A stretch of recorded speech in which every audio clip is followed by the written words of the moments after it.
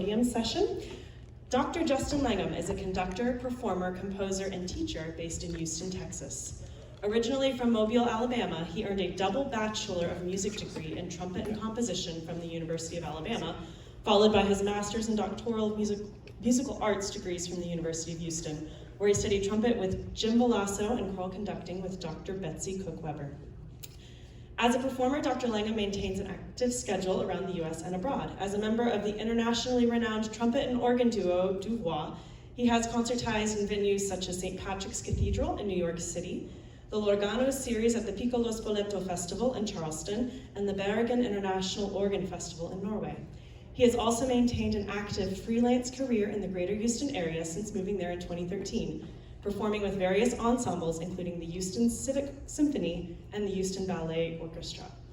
Dr. Langham is entering his 9th year as a church musician. He is currently the Director of Traditional Music at First United Methodist Church in Missouri City, Texas, where his groups have been featured in publications by the Texas Annual Conference of the United Methodist Church and the Houston Chronicle.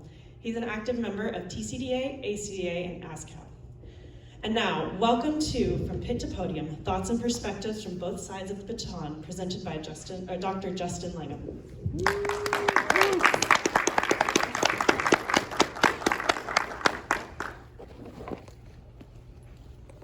Yes, sweet. Can you hear me? Great. Yes. All right. Good morning. My name is Justin, and I'm a conductor, composer, performer, teacher based in the Houston area. I'm very honored and thrilled to have the opportunity to speak to you today about a topic that I am deeply passionate about: fostering the collaborative relationship between choral conductors and instrumentalists to enrich the music-making experience. As I will discuss, my background and career have given me a relatively unique perspective from the conducting podium. And while they are by no means definitive, I hope that the thoughts and insights I share with you today can be helpful and applicable to your own individual circumstances. No matter the context, collaborating with musicians of other disciplines is a necessary skill in the musical world. String players don't just play with string players, percussionists can't play only with percussionists, and choral directors can't spend time with only choral directors, well, except for a few days in San Antonio once a year. In general, spending time exclusively in one musical subcategory can limit your growth as a director and musician and the growth of your ensemble. Those with expertise in other musical fields have so much to teach us about the rehearsal and performance process, and as leaders of our own choral ensembles, it's important for us to seek out and share knowledge about music in all its forms and share it with our groups. Working with instrumentalists is one of the most common collaborations in the choral world, but the connection between instrumentalists and us as choral conductors is sometimes lacking, and that's what I would like to talk to you about today. It's this bond between the choral conductor and the instrumental discipline that's vital for success. Yes. It's vital for your performance success and also for your musical success. Maybe you've experienced this as well. That seems like both sides of either side of the baton just aren't speaking the same language. Unless you choose to ignore a fairly large percentage of choral repertoire, you will work with instrumentalists on multiple occasions. Whether you have a solo instrument on a church anthem, lead a full-scale choral symphony, or anything in between, working with instrumentalists is an integral part of the choral director's life. I'll discuss several steps that you can take to connect more in your instrumental collaborations, starting with the earliest preparations, then going throughout the rehearsal process, and then culminating in the final performance. I'll also share with you some thoughts from other professional instrumentalists in the Houston area that further support my claims. As the conductor, knowing what the instrumentalists need, appreciate, and expect from us is invaluable and will streamline and deeply enrich the collaborative experience for all involved. I hope that the thoughts that I share with you today will give you a different perspective when collaborating with instruments and ultimately lead to a consistently successful and more enriching experience for you and your choirs. Before we dive in, I'd like to give you a brief summary of my background so you can better understand where I'm coming from. As you heard from the bio, I'm originally from Mobile, Alabama, and I started my musical journey with guitar and piano lessons like most people do before I joined the band as a trumpet player. I chose to play the trumpet not because of a moment of inspiration, but because my friends had picked trumpet and I really wanted to sit next to them in band. I also began to compose and by scribbling down thoughts on notebook paper, and I knew quickly music was all I ever wanted to do. After successes as a high school trumpeter in local, national, international solo competitions, including multiple years as a top all-state trumpeter, not in Texas, but still, it's pretty cool. I attended the University of Alabama to study trumpet and composition. In 2013, I graduated, moved to Houston 10 years ago next month, hard to believe, and earned my master's from the University of Houston 2 years later. Go Cougs. After 3 years of freelancing and teaching, I went back to UH to work on my doctoral degree in performance and choral conducting, which I received last year. As a trumpet player, I've been fortunate to perform in a wide variety of settings. As an undergraduate and graduate player in 2 strong collegiate instrumental programs at UH and at Alabama, I played prominent roles in virtually every type of ensemble: wind ensemble, big band, jazz combo, chamber groups, brass quintets, and also symphonic and opera orchestras. Since becoming a freelancer in 2013, I've been asked to play many solo, chamber, and ensemble gigs of all shapes and sizes, including with groups like Alperio, Houston Civic Symphony, Houston Heights Orchestra, and Houston Ballet Orchestra. In 2014, I founded a trumpet organ duo with Houston-based organist Stephen Distad, who's here today, called Du Voix, which means 2 voices in French. Since our founding, we've performed over 300 concerts in 19 US states and counting, including 2 European tours, most recently to Denmark, Sweden, and Norway in June. Of course, since this is Texas, I've also taught many private lessons, master classes, all-state clinics at different public and private high schools and middle schools in the Houston area. As you know, in the choral education world, Region, UIL, and All-State never sleep. I currently teach privately, and I've been adjunct professor of music at Lone Star College since 2015. In addition to all that, I have a contracting business where I hire instrumentalists and other musicians for paid gigs around the Houston metro area. You may be wondering at this point, why are you at a choral conducting conference? Well, that's a good question.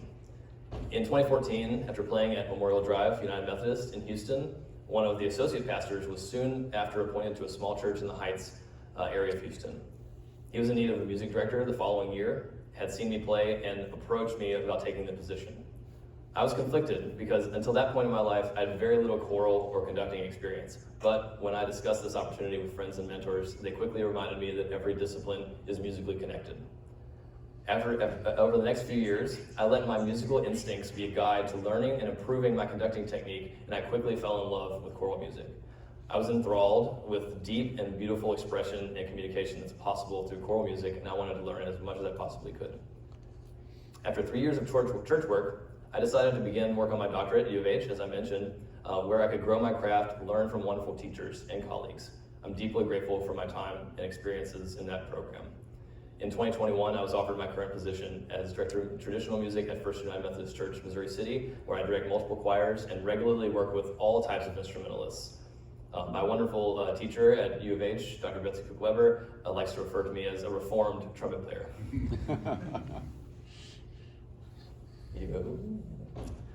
I tell you all this hopefully to give you more context on how my experiences in the instrumental field have shaped my perspective from the conductor podium.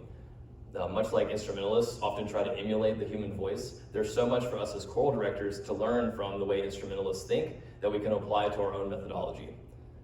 Rather than thinking of vocalists and instrumentalists as 2 separate groups, inviting everyone to be equal partners in the music-making process can add so much meaning and value to each stage of collaboration. Taking these steps must start first with the earliest moments of preparation.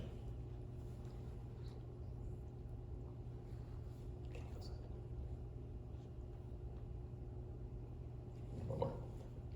Thank you. The first aspect of preparation I'd like to discuss with you is something everybody loves and is passionate about, and that is a budget. Now hear me out. Whether you work with a school or a church or a community or professional organization, everyone works within the confines of some sort of budget. But there are often other resources that, besides money that should be considered as part of a good budget. I'd like to call it a holistic budget. When planning for a performance, we are constantly committing and managing valuable resources, including money, time, and perhaps most importantly, human resources, choir, orchestra, volunteers, etc. Decisions regarding one of these 3 will almost always affect the other. There are countless possible scenarios, but for the purposes today, I'll focus only on working with a medium to large size chamber orchestra like one would use at a school, collegiate, or a church setting. But these concepts can be applied to other settings as well. Perhaps the most common problem when planning your holistic budget concerns over-programming. When working with instrumentalists, overprogramming and repertoire can cause many issues to become compounded. I'll lay out a few examples, starting with repertoire choice. Personally, I think repertoire choice is the most important aspect of leading an ensemble. You have to choose music that challenges but isn't overwhelming for the group, accessible but not boring, and also fun that people will want to join your program, but it also has to be musically fulfilling. When planning a program, it's important to choose accessible music that a group can learn and execute at a high level based on the allotted rehearsal time and the appropriate performance forces available. The program should be manageable both in length and difficulty so a choir can build confidence prior to the orchestra arriving. Building the choir's confidence with the music independent of the orchestra is crucial. In many cases, there are often only a few hours of rehearsal time to put everything together with the orchestra, and if the program is too difficult or too long, there's way less room for error. Your time should be devoted to building a connection between the choir and the orchestra. But if the choir, orchestra, or especially you as the director become frustrated or stressed due to a program that's too long or too difficult, they will not enjoy the experience. They'll become frustrated, and the overall quality of the music will suffer. Overprogramming can also involve hiring too many instruments for performance.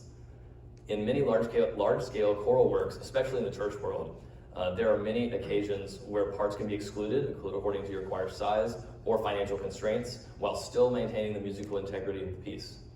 In many cases, hiring too many instrumentalists is unnecessary and can be a big waste of money, rehearsal time, and strained human resources.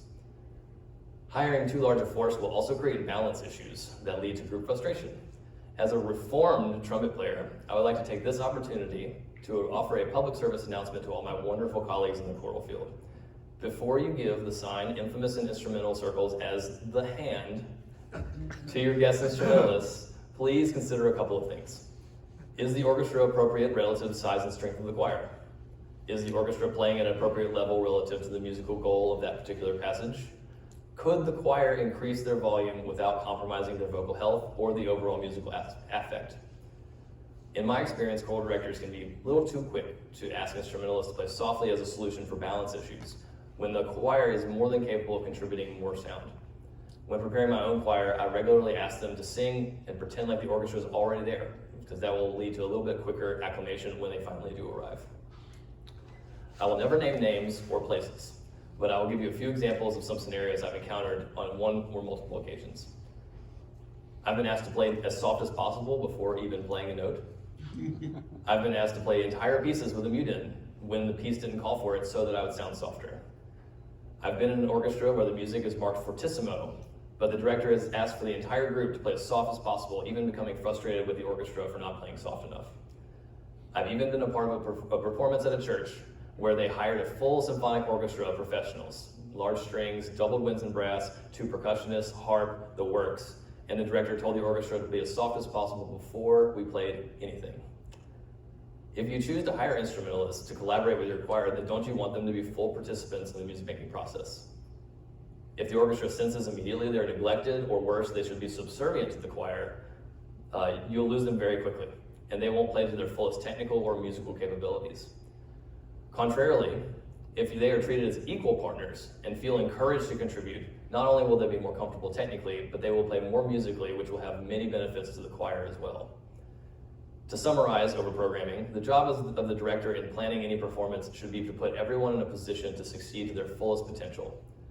Choosing repertoire and performing forces that are aligned with your holistic budget will make everyone feel encouraged to contribute more towards the overall musical vision. For example, if you program a performance of Beethoven's Ninth Symphony for your volunteer choir of 20 singers and hire a full symphonic orchestra, this will likely, 1, waste lots of time and money, 2, likely annoy, frustrate, and stress everyone involved. However, performance of a similar, more accessible work with a smaller orchestra with the same choir will lead to much fewer issues and likely achieve a greater, more satisfying musical goal. Other than overprogramming or programming effectively, there are several other steps you can take to make the preparation process more efficient and effective.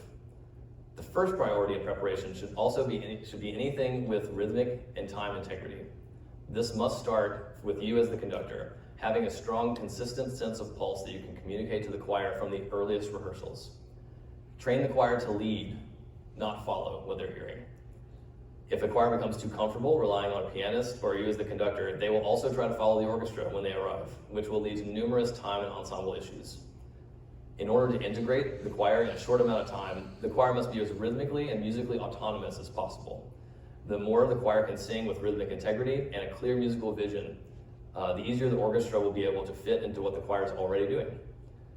It is also incumbent on you as the conductor to create and maintain a consistent sense of time and subdivision that will be communicated consistently to the choir throughout the rehearsal process and come across to the orchestra when they arrive.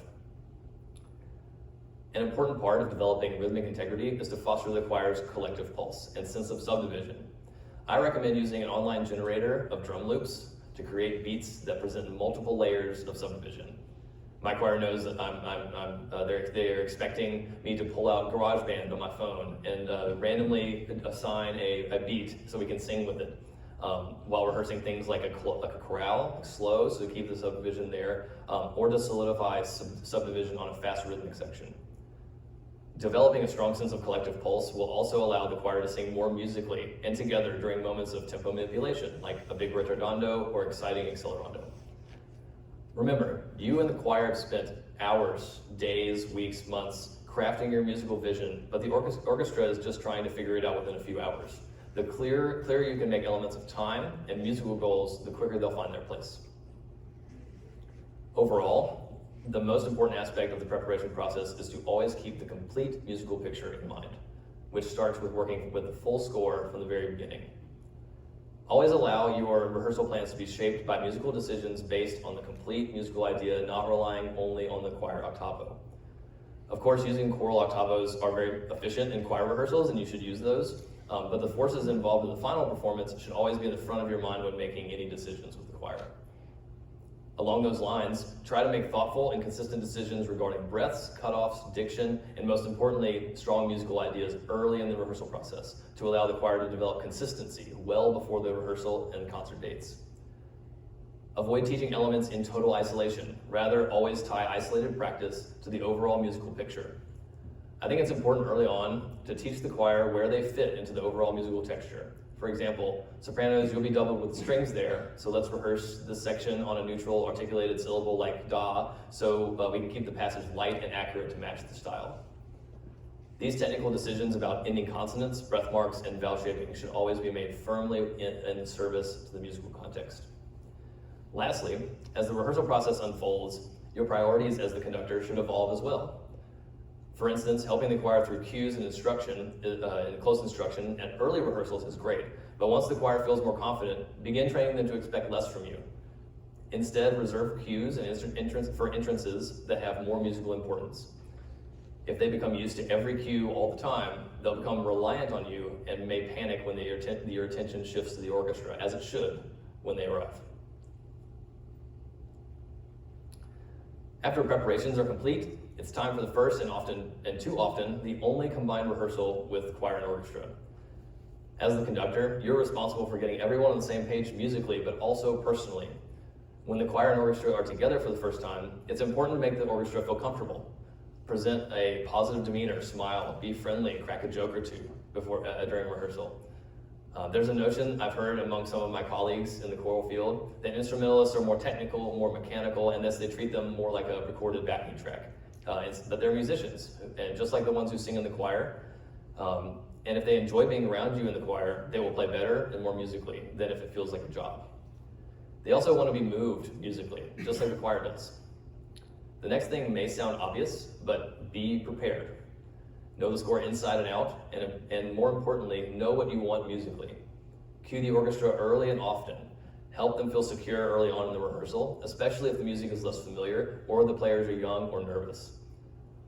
They're learning to fit into the music, but also they want to fit with you as the conductor and into your choir's context. Remember, they're guests, so the more you can bring them into the fold, the sooner the better. Instrumentalists can often be incredibly quick to decide whether or not to follow or look down and completely ignore the conductor, especially if the conductor doesn't pay attention to them or look up from the score. I can't tell you how many sections I've played in where we look at each other within the first few minutes and then immediately look at the music and don't pay attention to the conductor. As a player, the time is limited, and it's often easier to play together with your colleagues than to try to follow a conductor who is unclear, underprepared, or doesn't pay attention to them. Being prepared and knowing what you want musically will cover a multitude of technical sins and allow the piece or the music to fall into place. The orchestra isn't a recording, as I mentioned. They are musicians, human beings that are the same as the choir. They are also affected by the same emotional and environmental factors. Just like a choir will sing tighter if they're stressed or frustrated or unsure, an orchestra will also play that way in the same environment.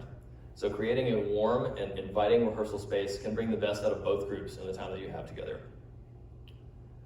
In any rehearsal, time is the most valuable resource to manage.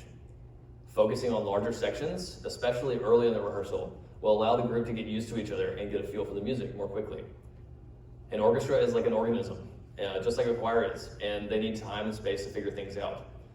During early run-throughs of larger sections, try not to stop unless there's a total train wreck.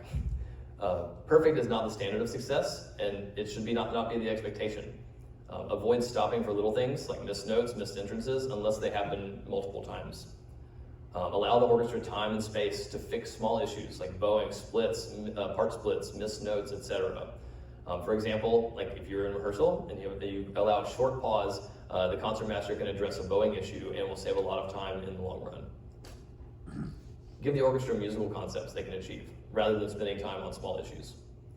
If players are skilled, they'll address many issues themselves. And if time runs out, you can always type any constructive notes you have into an email and send it to the orchestra in between the rehearsal and the performance.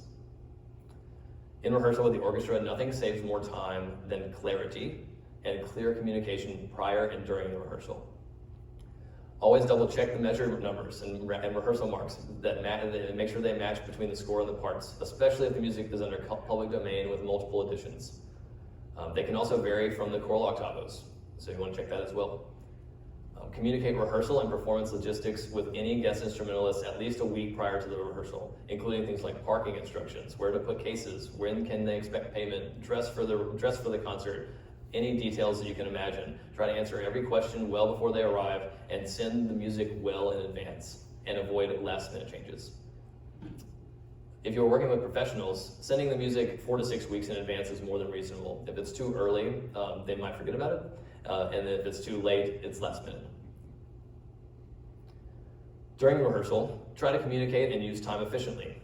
For example, when revisiting a piece or smaller section, politely give a clear reason or goal you'd like to achieve. Avoid the appearance of stopping or running through things again for no reason. It could be as short and simple as, can we please take a look at that section one more time to get this rhythm a little bit better, a little bit more together. Or if we could please go back to the beginning, I'd like to run the piece one more time just so everyone feels confident. It doesn't matter what it is. It could be really quick, really simple, but it just say a reason. You have to give a reason every time. As a brass player, personally, there's no quicker way to lose the orchestra than running a difficult section repeatedly for no clear reason. Musical ideas like tempo or dynamic changes can be communicated clearly through your conducting gesture rather than verbally. Explaining every transition before you get there or after you've arrived can be a drain on your rehearsal time, and the orchestra often just needs to see what you want or hear what you want, and they'll adjust accordingly. If you do need to address something verbally, don't assume the orchestra is wrong for not following. You may not be showing your musical idea clearly. It is totally acceptable to say something to the orchestra like, hey, I'd like more of a crescendo here. Is there a way that I can show that more clearly? You're not only showing that you have a clear vision of the music, but you're also bringing them in to be a part of the music-making process. This is different than being too apologetic, which can cause the orchestra to lose a little bit of respect for you and think that you don't know what you're doing. Since I have you here, I also want to let you in on some common pet peeves from an instrumentalist in rehearsal. One, never tell the orchestra how to play their instruments, even if you also play it. I keep this in mind as a trumpet player as well. Singing how you want a passage to sound almost always does the trick. Calling out individuals after a mistake. Instead, revisit the passage as an ensemble to give them another opportunity. Use general statements like, can we try the strings once more again in that measure? Or if the individual must be spoken to, phrase it in a way that's positive, or speak to them after rehearsal or via email. Too much choir story time, with elaborate descriptions about the music, of the meaning of the music or the text. Instrumentalists need to navigate the technical aspects of the music first, especially when every minute is precious and they may not have played together before. However, I do believe that story time has a place. If you have time at the end of a rehearsal, or multiple rehearsals and you have time, it can be a very powerful way to bring the orchestra in and by explaining to them the meaning of the music or something personal. Definitely had this happen. Do not shush the orchestra, especially if they're paid professionals. This one is not on the handout, but conducting gestures that are not related to the music can be a little bit of pet peeve. As choir directors, we often have gestures that maybe are not specifically tied to the music, but they're tied more to vocal technique, like circling, okay? Or showing triplets in a hemiola over a duple meter, something divorced from the music. That's really effective as a teaching tool in the training of your ensemble, but it's much less clear to the orchestra when they arrive. It's important to shift your approach, like I mentioned earlier, from the beginning of the rehearsal process to the dress rehearsal with the orchestra. After a successful combined rehearsal, of course, there are some things that you may consider in transitioning to the performance. The number one priority in a performance is clarity and consistency. The orchestra is expecting your conducting to be consistent with what you did in the rehearsal. Being inspired in the performance is important, but it should not drastically change what you did in rehearsal. Your conducting should direct the audience's attention to what is musically important in the piece. Do not feel like you need to show every entrance for every singer and every instrumentalist. Instead, other than the important musical moments, prioritize entrances after rests, important solo parts for different instruments, and challenging passages based on how the rehearsal went. Less is more. Micromanaging or overworking will lead to a more ambiguous gesture and dragging energy and tempo. Since they are guests, it's important to show appreciation for the orchestra. Give the orchestra the opportunity to receive applause before and after the performance. Shake the first violin player's hand before and after, and if appropriate, recognize individuals or sections for solo bows. I always send an email as well after the performance to thank the orchestra for playing. Just like the choir is a people business, so is the instrumental world, and the instrumentalist will respond to the same types of human connections as the choir does. Appreciation is never a bad place to start. As the conductor, it's essential to communicate your musical vision to everyone in the room, not just the choir. As the only silent participant in the performance, our role as a conductor should be as a guide for the audience in showing what is interesting in the music, not to control every element. In many cases, the best thing you can do is be clear and trust the choir and orchestra. Everyone in the room is there for the same reason, to be moved by musical experience. Show your passion and clear vision for how the music should go, and the orchestra will not only play better, but they'll enjoy the experience more and want to play for you again. They'll also be more willing to recommend others if you find yourself needing other instrumentalists. Earlier this summer, I sent an email to 50 bona fide professional musicians from across the Houston area to ask them to anonymously share their thoughts as part of this lecture today. All 50 are experienced professionals of the highest caliber, including pianists, string players, wind and brass players, harpists, percussionists, and several others. They also represent a wide range of careers, like full-time freelancers, collaborative pianists, and some are core members of the best orchestras in town, like the Houston Grand Opera or Houston Symphony. These are also people that I have worked with professionally in one or more capacities, as a trumpet player and as a conductor, and I trust their feedback immensely. In the short survey, I asked these 50 people 3 questions. 1, what do you need most from a conductor? 2, what do you appreciate most about a conductor? And then 3, what annoys you the most about a conductor? As conductors, we rarely get direct feedback from our instrumentalists, so I would like to share some of their responses with you now, unfiltered, in the hopes that they may be helpful for you in future scenarios. I should also say, I did not tell them anything about the content of this presentation, but I think you'll find some of the themes to be familiar. The first question, what do you need most from a conductor? Sending music in advance, clear rehearsal schedule, consistent tempo. To communicate what he or she wants. Clear musical ideas and strong leadership.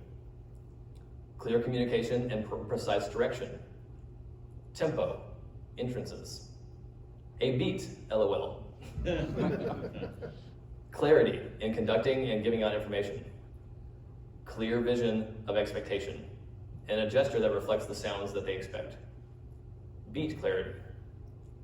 Leadership of the ensemble, musical inspiration, good rehearsal technique. Clear, decisive tempi. A clear sense of pulse. Clear artistic vision. Be organized, have a rehearsal plan, be friendly, but get started. Organization and leadership. Clarity in both rehearsal and organizational aspects. Solid musical ideas and the ability to effectively and efficiently communicate those ideas. Clarity of beat, intent, expectation. Clarity with the baton and their plan for the music and rehearsal. Consistency, clarity, and preparation. The ictus. Organization, clarity. A clear pattern and good sense of time. Clarity of pattern. These weren't coordinated, by the way. Second question, what do you appreciate most about a conductor? Staying on schedule and on task in rehearsal, giving clear tempo, and keeping the pulse steady. The reciprocity and mutual respect. The ability to draw the most out of an orchestra. Care and respect to colleagues. Clear ideas, instructions. Efficient rehearsal with instrumentalists, not so much individual choir work, but more addressing balance and other ensemble concerns. Consistency, cooperation. Trust. Specificity. Leadership skills, charisma, inspiration, and clarity of conducting. Clear, decisive tempi. When they connect with the instrumentalists and are able to inspire them to give their best. Kindness, respect, and absolute knowledge of the repertoire. When I can tell they really know the score and know what is worth stopping for and what isn't. Also, don't tell what you're going to do, show it. Artistry combined with organization and leadership. When they truly integrate the orchestra into the choir and it does not just feel like the orchestra is a track being turned on and off to simply accompany the choir. Sincerity. When they understand when to lead and when to get out of the way. Efficiency of time during rehearsal, respect for time during rehearsal, and clarity. Passion and communication with the musicians. Clear communication, whether that's verbal or with the baton. A good understanding of instrumental logistics. I appreciate cues in general, but specifically as a wind player, I appreciate when we don't run a taxing section multiple times. Playing a loud high section repeatedly is unnecessary and not really fun. I think that's a trumpet player. Show me how the music should go. And finally, what annoys you the most about a conductor? It got really quiet in here. Wasting rehearsal time, last minute additions of music, inconsistent tempo. When they don't know the music. No respect to musicians. Selfishness or controlling. Run-throughs for no reason. Lack of a beat. Micromanagement. Lack of preparation. Poor time management. Inefficient rehearsing, stopping all the time and not knowing the music. When their tempi are pulled by the instrumentalists. Inconsistency of musical ideas and lack of sense of pulse. Lack of preparation, arrogance, lack of clarity. Too much talking. We usually get one chance to run it. Just run it. Lack of organization and leadership or absence of artistry. When conductors do not consider balance with the size of the choir versus ensemble to the point where the ensemble hardly is able to produce sound. When they think they have to be in control of everything, they do not produce sound, so they have next to no control. The only thing they can do is gain enough respect to have people do their best for them. I like that one. Lack of clarity, lack of respect for time, micromanagement. Unpreparedness and being apologetic. Lack of communication, repeating passages, but not explaining why we were rehearsing them. Not knowing the score, unprepared. When I looked at the responses from this survey for the first time earlier this week, I was pleasantly shocked. to see just how closely their feedback aligned with my own thoughts and experiences that I've discussed with you today. It was confirmation of my experiences on the instrumental side, but also a great tool and value for them, for a reminder of what my instrumental colleagues need from me on the conducting side. I'm grateful for every opportunity to work with and learn from my colleagues in different musical disciplines, because ultimately we are all musicians who want to make meaningful music with other musicians. I was trained early in my career as an instrumentalist, and now I tell my students to play more like a singer. In my role as conductor, I regularly tell my choir to sing or think more like an instrumentalist. There are two sides to the same coin. As directors, conductors, singers, and just lovers of choral music, we cannot limit our musical experiences of ourselves or our choirs to one approach or to one method of musical expression.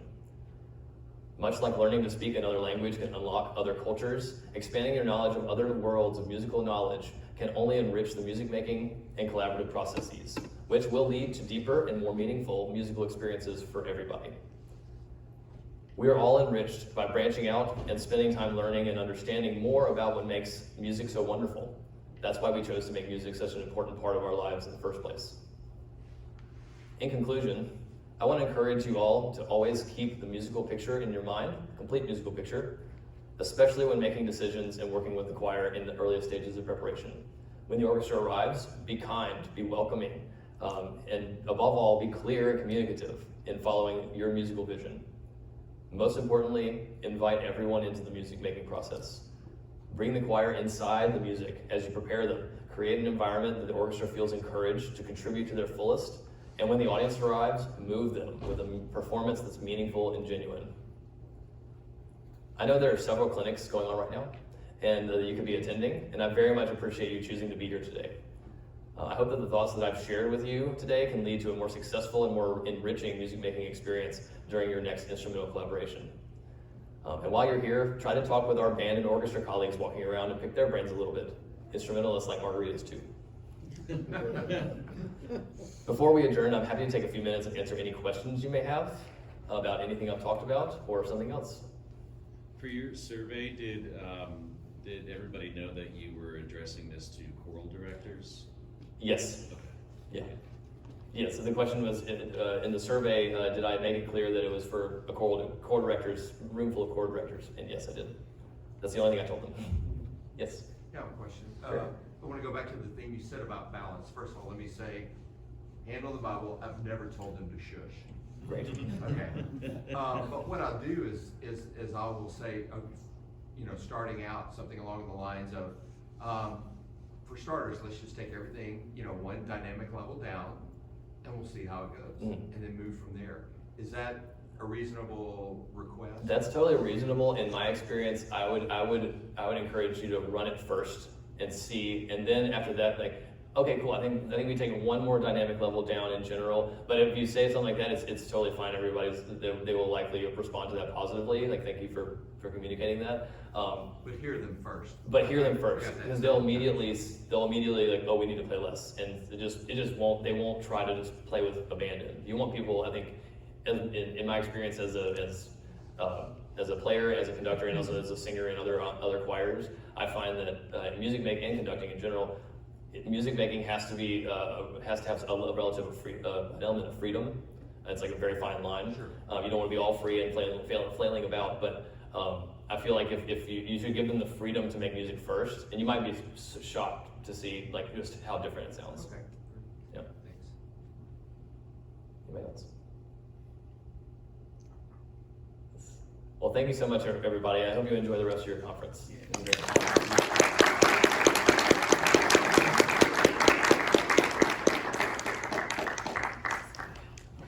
You're welcome. Thank you, Dr. Langham. TCDA would not operate without the support of our vendors. Please make sure you visit the exhibits and say thank you to our fabulous presenter, and have a wonderful rest of your convention. Thank you so much. Thank you for helping. Of course.